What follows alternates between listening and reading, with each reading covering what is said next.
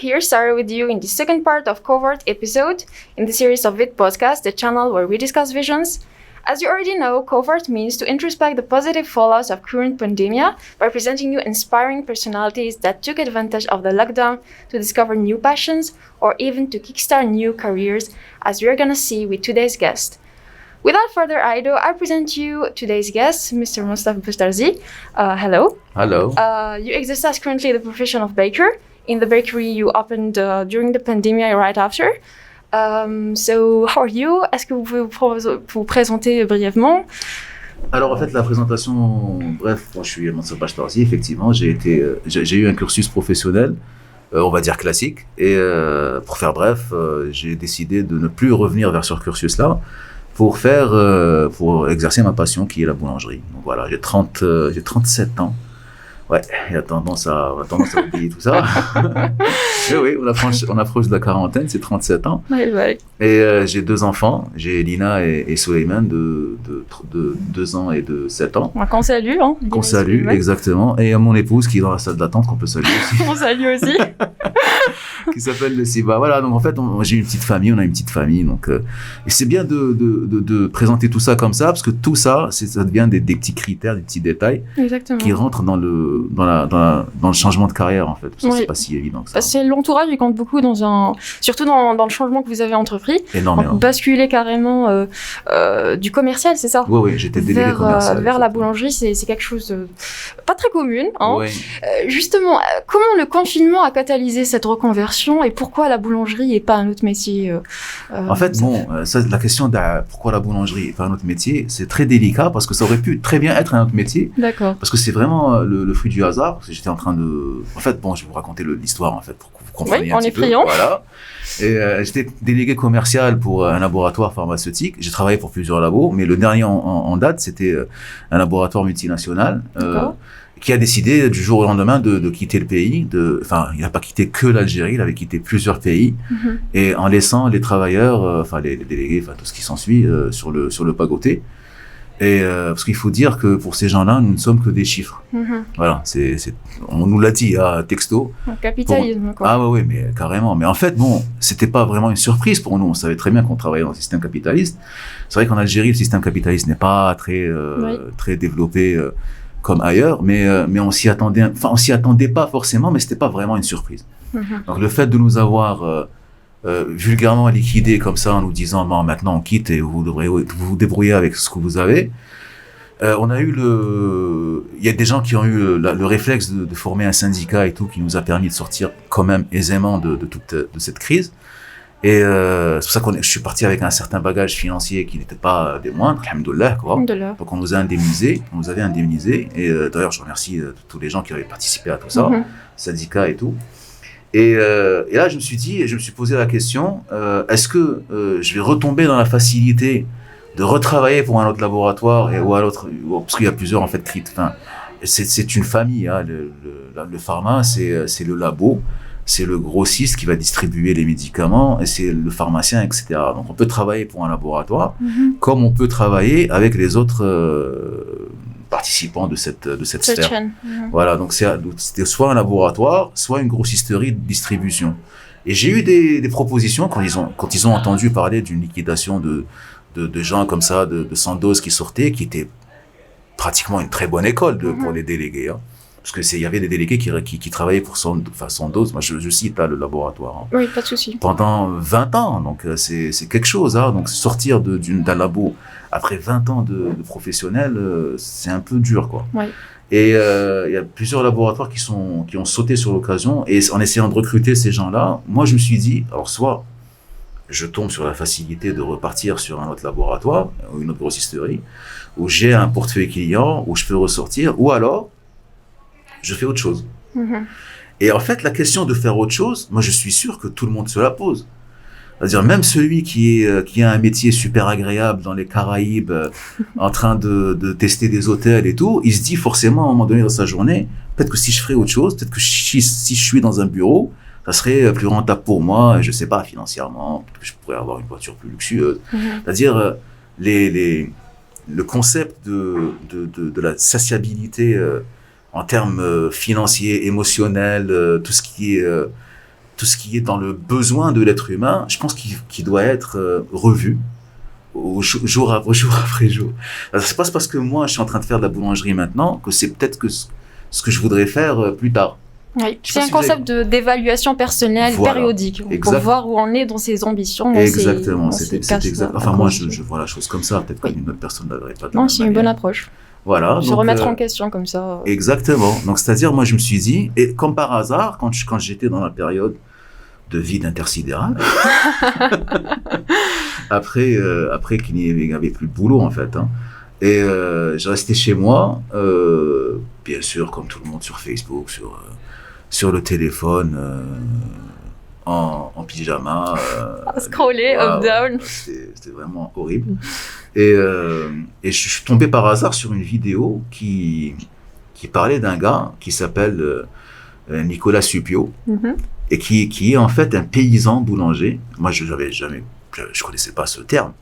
Donc, paysan boulanger. Alors, je vous le dis, comme je vous le raconte, sans rentrer dans les détails, pour que vous sachiez très bien et pour que vous vous mettiez à ma place. Okay. Alors, je vous dis paysan boulanger, ça vous dit peut-être rien, ben moi aussi, ça me disait rien. Donc, moi, ça me dit un peu quelque chose parce que je suis quand même une petite femme du pain. Je vous le dis comme ça. Ah, très bien, ben, super. Ah, voilà, on va bien discuter alors. Donc, c'était un paysan boulanger et le concept m'a vraiment charmé en fait. Et le gars, n'aidant pas la chose, c'est-à-dire que c'était vraiment quelqu'un de très poète, tu vois. Il parlait vraiment du pain d'une certaine, il utilisait une certaine poésie dans son explication, dans le concept du pain, dans le protocole de fabrication du pain, et qui pour moi le pain c'était pas grand chose. Hein. C'était la baguette qu'on se payait à des dinars. Voilà, c'était ça.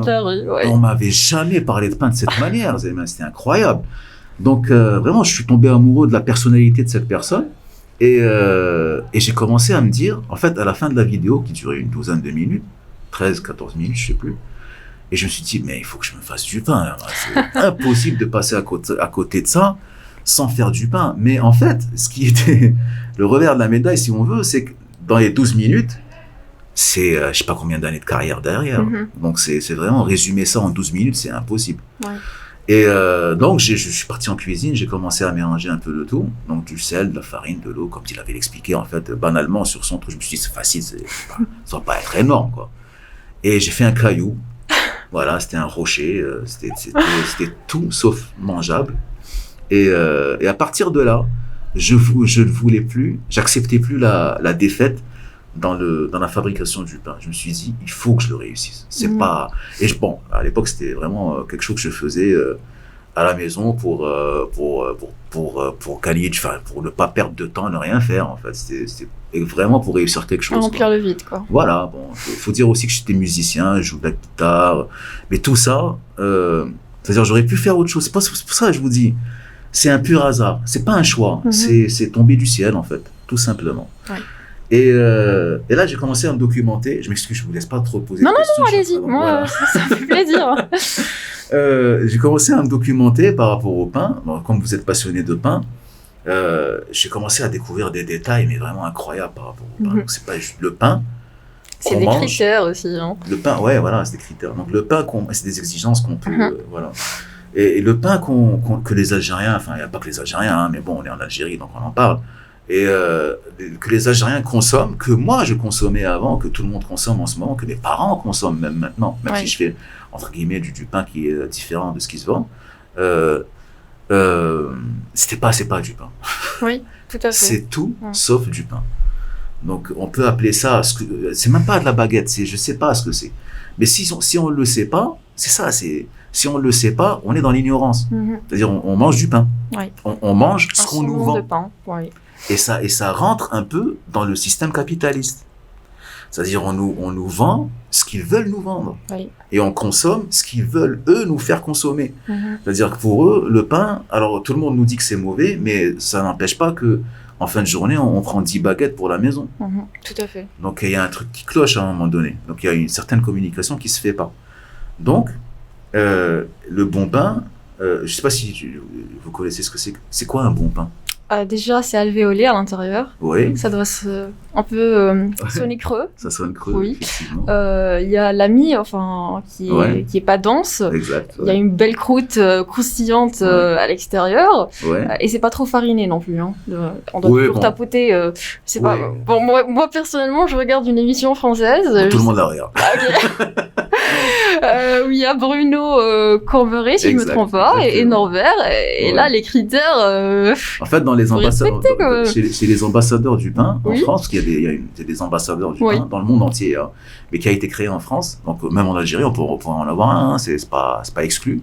Donc les ambassadeurs du pain disent, par rapport à la farine qui est sur le pain, disent que le consommateur, quand il va acheter de son pain, le consommateur, je dis, c'est-à-dire le bon commercial qui va au bureau avec son costume et tout, quand il achète son pain, il voudrait pas avoir de la farine sur sa cravate et non plus sur sa voiture qui est censée être toute propre. D'accord. Donc c'est pour ça qu'on met pas trop de farine. Bon, là vous venez de décrire non pas une qualité de pain, c'est-à-dire un bon pain, vous venez de décrire une certaine catégorie de pain. D'accord. C'est-à-dire la mi-alvéolée, la croustillance et tout, c'est une baguette tradition en fait. D'accord.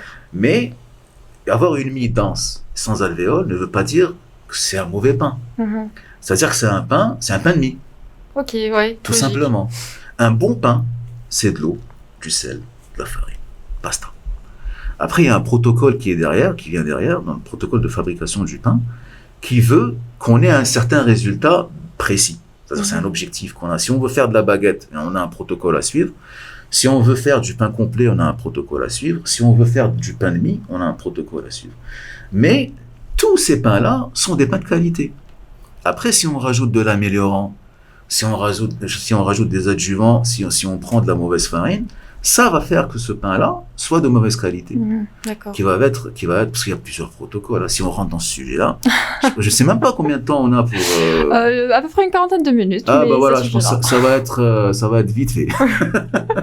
Je vous laisse poser des questions. Alors juste par rapport à la concrétisation de votre projet, où en êtes-vous actuellement? Est-ce que vous avez ouvert votre boulangerie ou est-ce que vous sous-traitez toujours avec vos voisins?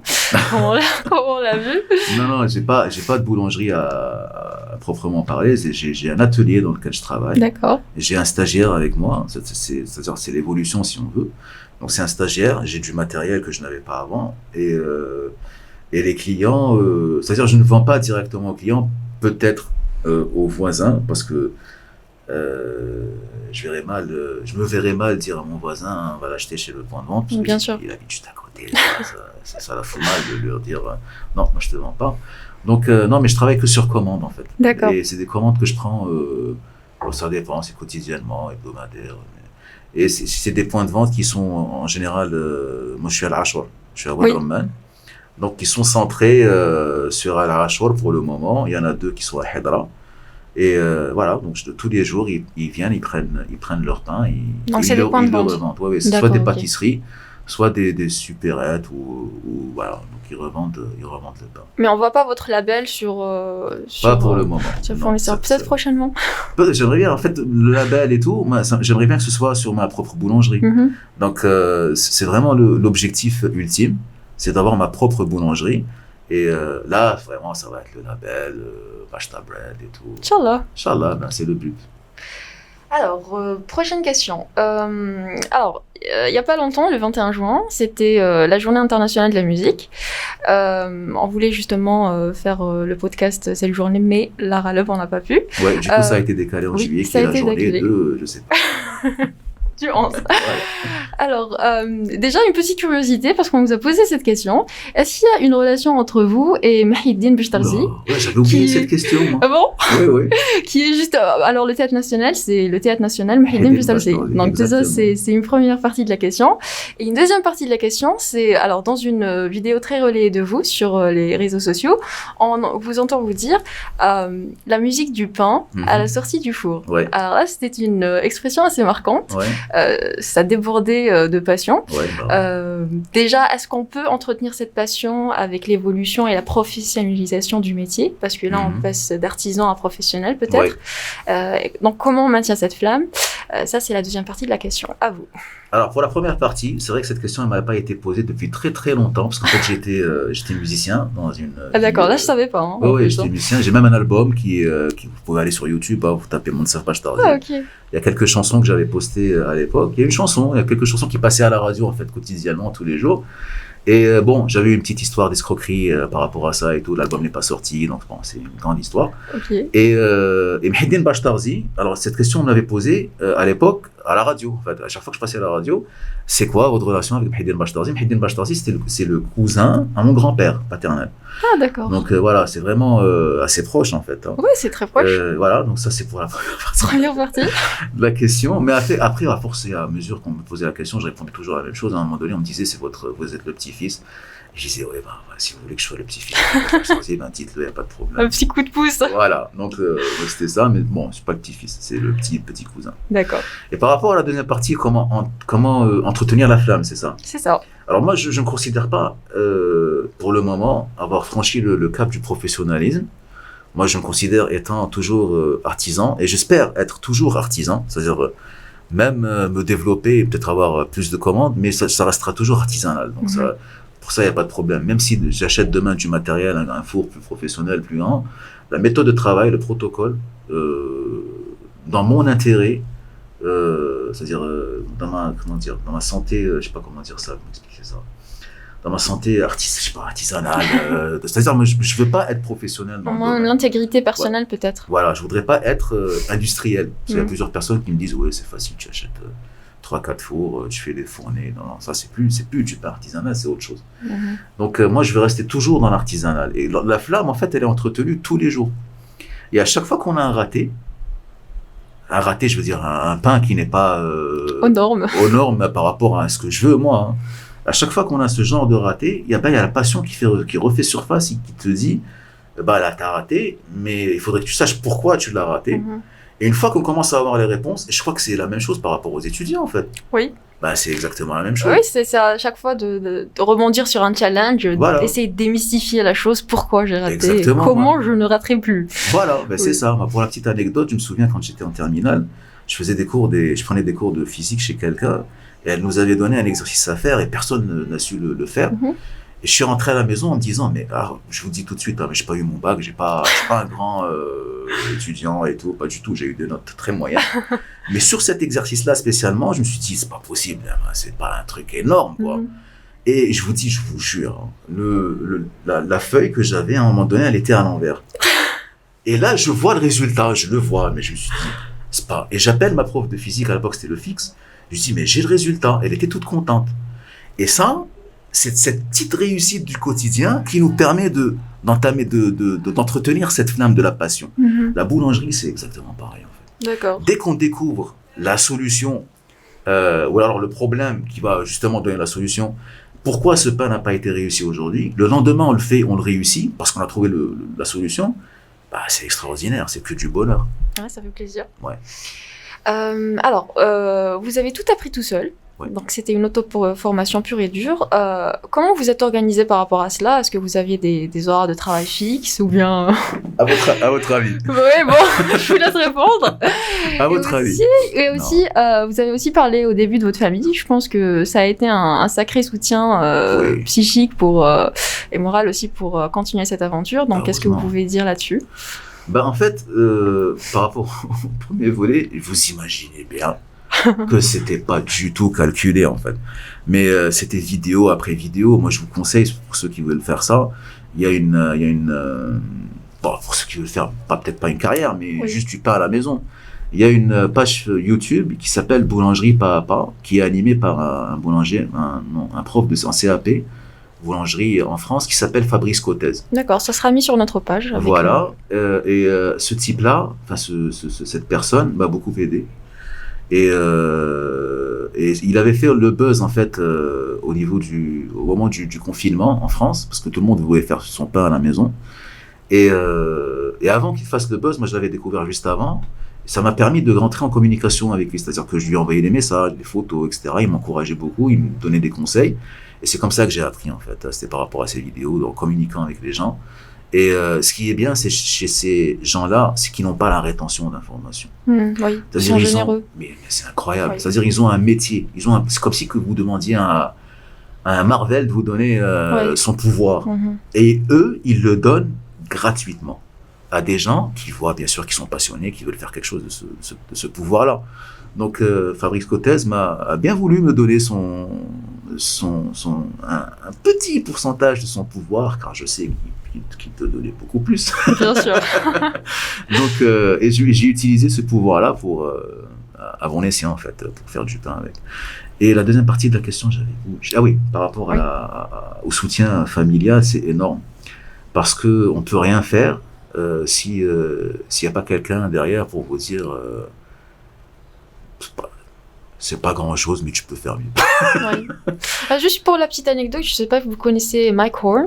Oui. C'est un explorateur. Donc juste quand il a fait la traversée de l'Antarctique, qu'est-ce qu'il avait fait? Il a failli mourir, je crois. Il a failli mourir, et qu'est-ce qu'il a maintenu justement en vie? C'était deux dessins de ses deux filles sur ses raquettes de ski.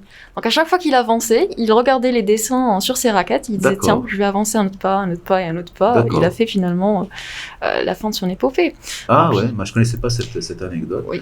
Après, je vais demander à mon fils de me faire 2 dessins.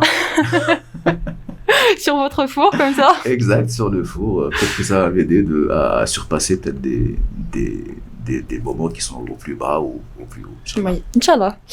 Alors, une autre question. Un concept qui est assez connu en France notamment, mais pas en Algérie, qui est le respectus panis. Donc c'est le respect du pain. C'est une culture qui n'est pas insérée dans la démagogie algérienne, malheureusement.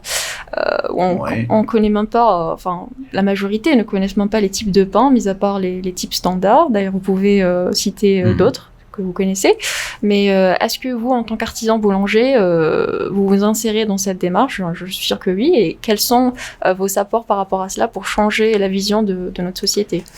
Je vais vous dire, pour prendre la défense des Algériens, c'est-à-dire, c'est votre phrase, malheureusement, nous on ne connaît pas. La majorité. Oui, mais je vais vous dire, c'est-à-dire c'est un concept nouveau qui est dans le monde. D'accord. Même les Français ne connaissent pas forcément. Donc, c'est pas parce que c'est médiatisé que tout le monde connaît. Bien sûr. Ça, c'est la première des choses. C'est-à-dire, c'est pas grave que les Algériens ne connaissent pas ce nouveau protocole de la fabrication du pain qui s'appelle le respectus panis. La première démarche de ce respectus panis-là, c'est de faire un pain de qualité. D'accord. Pardon. Donc, c'est de faire un pain de qualité. Vous allez me dire, mais vous faites déjà du pain de qualité. Donc, comment faire un pain plus de qualité que ce que vous ne faites déjà? Je vais vous expliquer. Dans le protocole de fabrication du pain, il y a la recette de base. Donc, on va prendre la farine, on va prendre du sel, et on va prendre de l'eau. Pour une certaine quantité de farine, je ne vais pas vous faire un cours de fabrication de pain. Pour une certaine quantité de farine, il y a une certaine quantité de sel à mettre et une certaine quantité d'eau pour avoir un bon pain. Ils se sont rendus compte, après il y a le temps de fermentation, ce qu'on appelle un pointage, qui est en général mis au froid à 4 degrés, et ce qu'on appelle un après, qui est juste après le pointage, c'est-à-dire un temps de fermentation, une autre forme après le façonnage, qui est à température ambiante. D'accord. Les ambassadeurs du pain, ils se sont rendus compte qu'on pouvait faire un pain de meilleure qualité en diminuant le sel. Donc ça, c'est excellent. Si on diminue le sel, c'est plusieurs maladies qui sont déjà prises en compte. Effectivement. La surtension et l'hypertension, etc. On va diminuer, on va augmenter le temps de fermentation, de pointage, qui va se faire à température ambiante et non pas au frigo. Donc ça, c'est l'écologie qui rentre en jeu. Oui. Donc c'est de l'électricité en moins. Et on va, par contre, au lieu de travailler avec de l'eau froide, on va travailler avec de l'eau chaude. Donc ce qui va permettre aux enzymes de s'activer. Se développer. Voilà. Il y a une quantité de levain aussi, parce qu'on travaille au levain naturel. C'est vous qui produisez votre levain? Oui. D'accord. Donc c'est la production de levain, en général, on utilise 20% de levain au kilo de farine. Sur le respectus panis, on va mettre 4 grammes de levain, ça sera 4%. Donc on va diminuer de 20, on descend à 4%. C'est énorme. C'est énorme. Est-ce qu'on garde Voilà, vous allez me dire, le pain, il va jamais fermenter de cette façon-là. Parce que déjà, avec 20%, on va laisser un temps de fermentation qui est assez long. Donc avec 4%, on va se dire, c'est pas possible, tu vas pas me faire du pain avec 4% de levain. Eh bien si. Et en mettant de l'eau chaude, le vin, il va se retrouver dans un environnement qui lui plaît bien. Donc, il y a de l'humidité, il y a de la chaleur. Et on va laisser un très long temps de fermentation qui est de 16 heures à température ambiante, entre 19 degrés et 24 degrés. Donc, qu'est-ce qui va se passer pendant ces 16 heures? C'est que toutes les imperfections qu'il y a dans la farine et dans la pâte vont être rectifiées pendant toutes ces 16 heures, grâce à 4% de levain. D'accord. Donc, tout ce qui va... Enfin, si vous prenez un graphe, tout va être remis... vous savez, quand on défragmente un PC, Oui. c'est exactement la même chose. D'accord. Donc, le pain va être va être en fait plus digérable. Ça se dit, ça? Digeste. Ouais, merci. Ouais, merci pour l'étudiante qui me remet en place un peu. Donc, va être beaucoup plus digeste qu'un pain qui a une fermentation avec... après, ça ne veut pas dire que l'autre pain il est de mauvaise qualité. Celui-là, c'est le must, en fait. C'est le top du top. D'accord, ok. Donc, même en termes de goût, parce que le levain a tendance à avoir un goût un peu acidulé. Donc, le fait d'en mettre que 4%, le pain va être beaucoup plus doux. Vous allez même avoir l'impression qu'il va être un peu sucré. D'accord. Mais c'est pas du tout le cas, c'est-à-dire on rajoute pas de sucre dans le pain. Oui. Et il va être digeste, il va être beaucoup moins salé. Et voilà, c'est un pain. Moi, je l'ai essayé. Hein. Après, je n'ai pas encore franchi le cap de le vendre. Parce que tout de même 16 heures, on n'arrive pas forcément à produire les quantités suffisantes, non? Sur 16 heures de fermentation. C'est pour ça que c'est la différence entre un artisan et un industriel et un boulanger classique. C'est-à-dire 16 heures. Après, moi, mon pain, je le laisse fermenter 16 heures. Hein. D'accord. Mais il est au frigo. Ok. Donc, il y a une certaine... on garde la main un peu sur quelque chose. On ne laisse pas tout... Par contre, sur le Respectus Panis, c'est la nature qui fait le pain. Ah oui, j'avais oublié un truc très important. Sur le pétrissage du pain classique, c'est-à-dire la recette, le protocole classique, la fabrication du pain, c'est un pétrissage qui est assez long et assez, on va dire, brusque pour le pain. C'est-à-dire, on va le mettre dans le pétrin, on va mettre 8 minutes de pétrissage à première vitesse, c'est-à-dire classique, et 3 à 4 minutes en deuxième vitesse, c'est-à-dire beaucoup plus... intensif. Oui, beaucoup plus intensif. Donc la pâte, elle va lâcher du gluten. Ok. Donc, et c'est le réseau glutineux qui va empêcher les gaz de sortir, qui vont former les alvéoles. Les alvéoles, voilà, c'est ça. Donc, c'est un secret, c'est pas un secret de polichinelle, mais je vous donne, c'est un conseil. Si vous voulez faire du pain à la maison, ne pétrissez pas 15 minutes et vous le mettez à fermenter. Non, il faut bien pétrir. D'accord. Alors, le Respectus Panis, c'est quoi? C'est 3 minutes de pétrissage. Ce qu'on appelle un phrasage. Donc, c'est juste le mélange des aliments. C'est tout. Donc, vous mélangez les aliments. Ça va vous donner une pâte qui va vous paraître pas du tout consommable. Vous allez dire, c'est pas possible. Mais justement, les 16 heures de fermentation qu'il va y avoir derrière va donner une pâte très élastique et très extensible. Parce que l'extensibilité et l'élasticité, c'est pas la même chose. Oui. Donc, très élastique et très extensible. Cette pâte-là va vous donner un pain, mais extraordinaire. D'accord, c'est très intéressant. Je ne savais pas tout ça. Alors, une autre question. Quelles sont vos perspectives d'avenir? C'est-à-dire, je pense qu'il y a des concours en Algérie. Je sais pas. Oui, petite anecdote. Vous allez comprendre pourquoi je le sais. À Azazga, on a remporté le prix. C'était Defoun, c'était un boulanger à Azazga qui a remporté le prix de la meilleure boulangerie d'Algérie en 2013. D'accord. Et en 2014, c'est un autre d'Azazga, Selim Khaled, si je ne me trompe pas, qui avait remporté le prix et qui a représenté l'Algérie dans la compétition internationale à Saint-Étienne, en France. Ah, super, je ne savais pas. Je suis d'Azazga, c'est pour ça que je Ah, le sais. oui, d'accord. Alors, quels sont vos projets d'avenir? Est-ce que vous comptez vous lancer dans une compétition ou est-ce que vous voulez peut-être ouvrir vous en parliez d'ailleurs, ouvrir une boulangerie? Pourquoi pas une boulangerie virtuelle, c'est-à-dire avec une plateforme en ligne et avec des points de vente comme vous le faites maintenant? D'ailleurs, on a vu que la digitalisation, c'est un must au jour d'aujourd'hui. C'est vrai. Donc, quelles sont vos perspectives d'avenir? En fait, moi, la boulangerie virtuelle, c'est bien, ce serait une bonne idée, mais est-ce que dans la réglementation algérienne, est-ce que c'est quoi, comment on présente les choses en fait? D'accord. Comment on paye nos impôts en étant boulangerie virtuelle? C'est la question que je me pose, parce qu'il faut que je vous dise, moi, c'est-à-dire, c'est vrai que je suis installé dans un atelier, les gens vont se dire, ils travaillent au noir. Non, moi, je suis installé, j'ai ma carte d'artisan, je paye mes impôts, j'ai mon stagiaire, c'est-à-dire, tout est dans les règles de l'art. Donc, si demain, d'ailleurs, c'est ce que je fais, en fait, inconsciemment, peut-être, parce que j'ai une page Instagram, j'ai une page Facebook.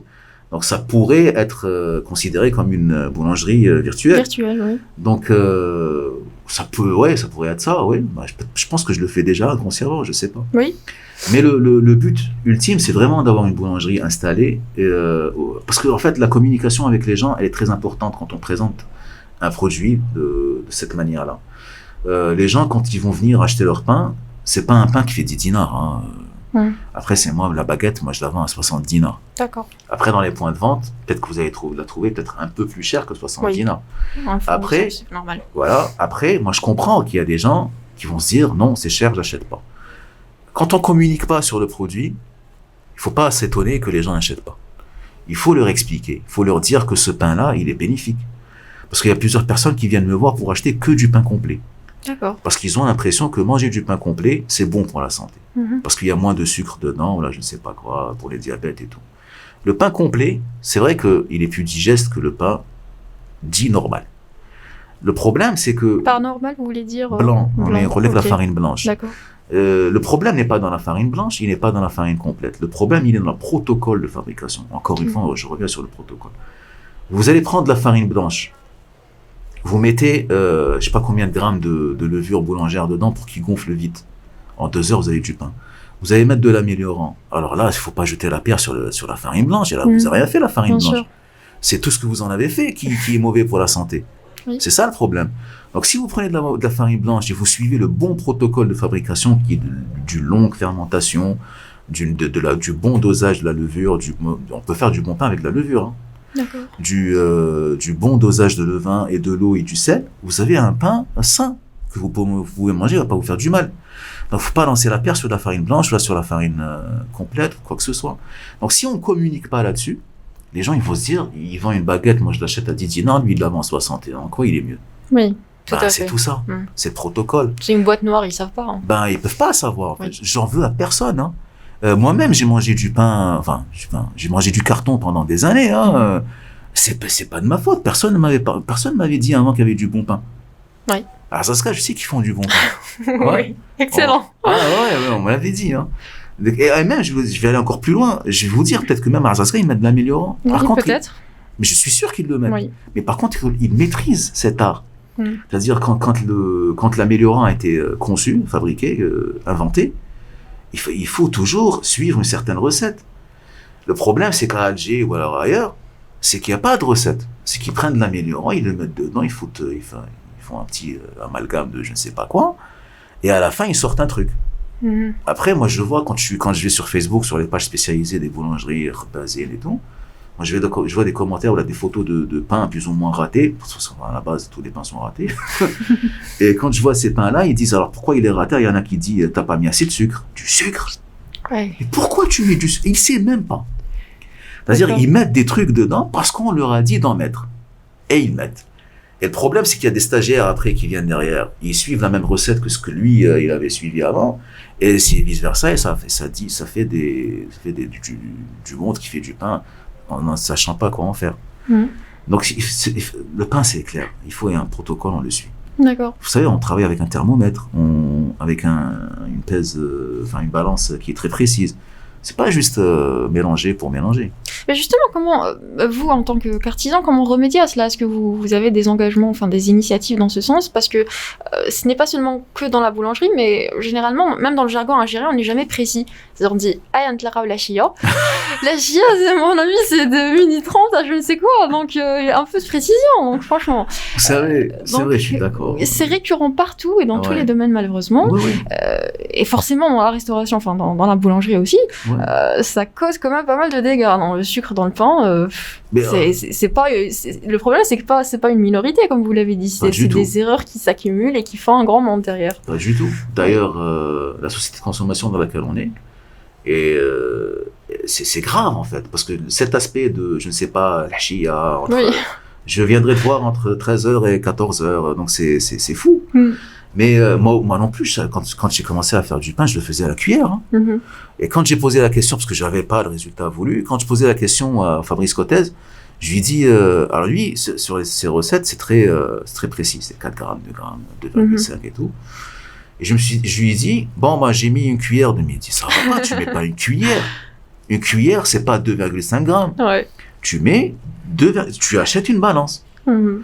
C'est que nous, on est dans le système D et on va jamais sur l'achat d'un investissement. C'est rien une balance. Mhm. Tout à fait. Bon, c'est peut-être 3000 dinars. Bof. Mais ça amortit. Ça s'amortit. C'est-à-dire pour ceux qui veulent faire du pain chez eux, je peux comprendre qu'ils n'aillent pas investir sur une balance. Mais allez, moi quand vous venez vers moi, parce qu'il y a plusieurs personnes qui m'envoient des messages en me disant comment vous faites et tout, je leur dis voilà, je leur envoie la recette, hein, voilà ce qu'il faut faire et tout.